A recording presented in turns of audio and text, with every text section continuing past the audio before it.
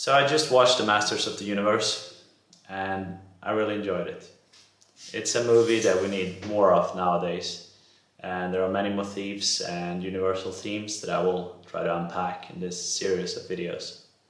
The first part of the series is going to be about the initiation process and how when a hero follows his own journey, the path that was set out for him by destiny in some cases, and how he, even though it might be staring him in the face, refuses to embrace it.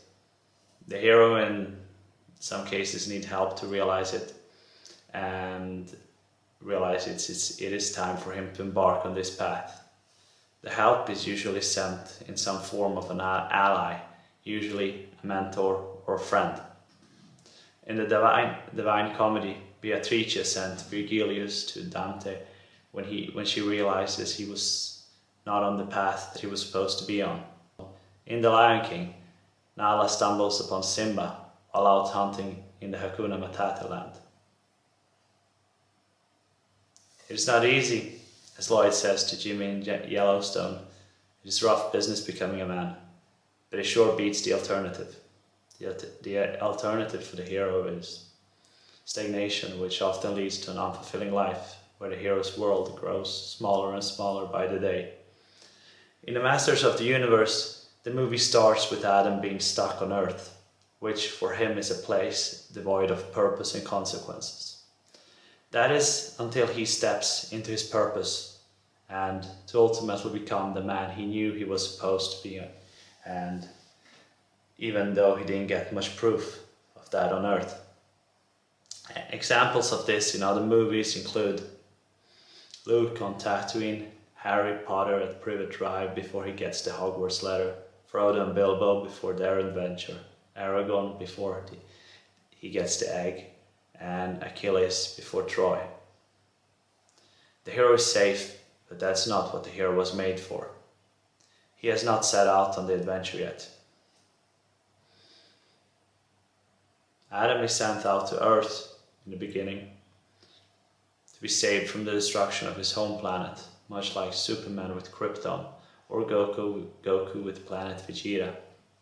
Adam's destiny and purpose, unlike these two heroes, is not tied to Earth, but rather to his home planet, Eternia.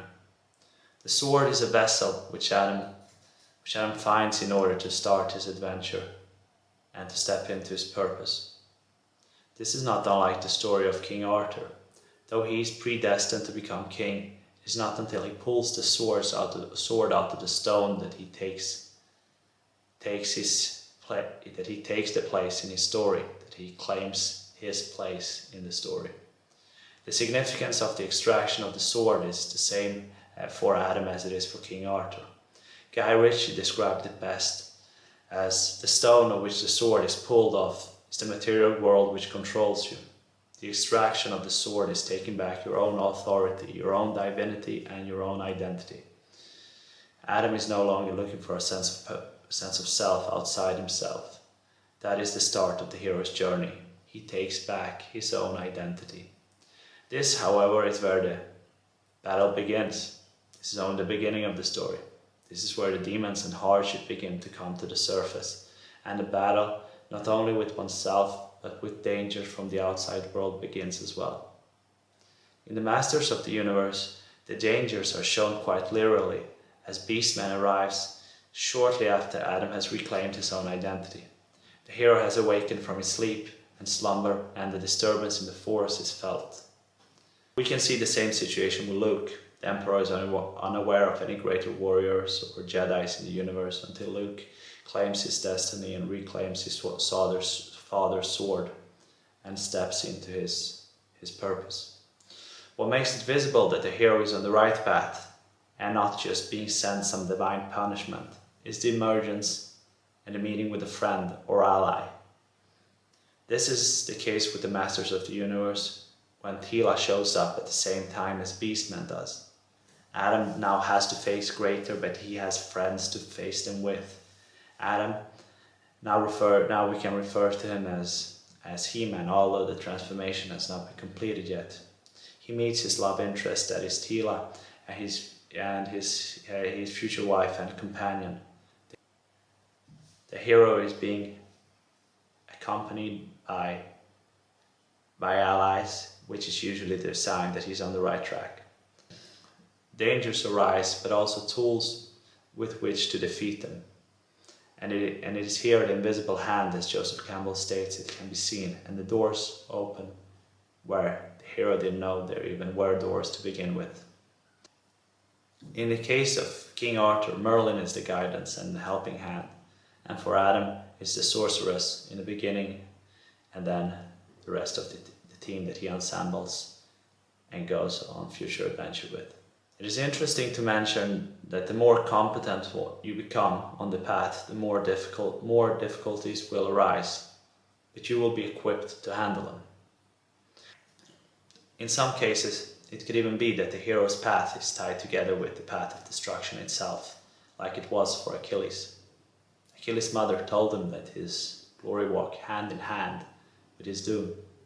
However, in most stories, as it is in Masters of the Universe, the task is usually never too great for the hero, as he's equipped with tools to handle all the difficulties he faces. Although everything we talked about is just the beginning of the story, and the beginning of the movie, it's a very interesting point. And the extracting of the sword and the initiation process is often not mentioned enough. And the hero, we have a hero that is now vulnerable for the first time. The hero is a hero that everyone thought has emerged. Foes and allies become aware of his existence and try to find him. This would be somewhat equivalent to the Carl Jung quote about how if you do your work consciously, unknown friends will come and seek you and find you.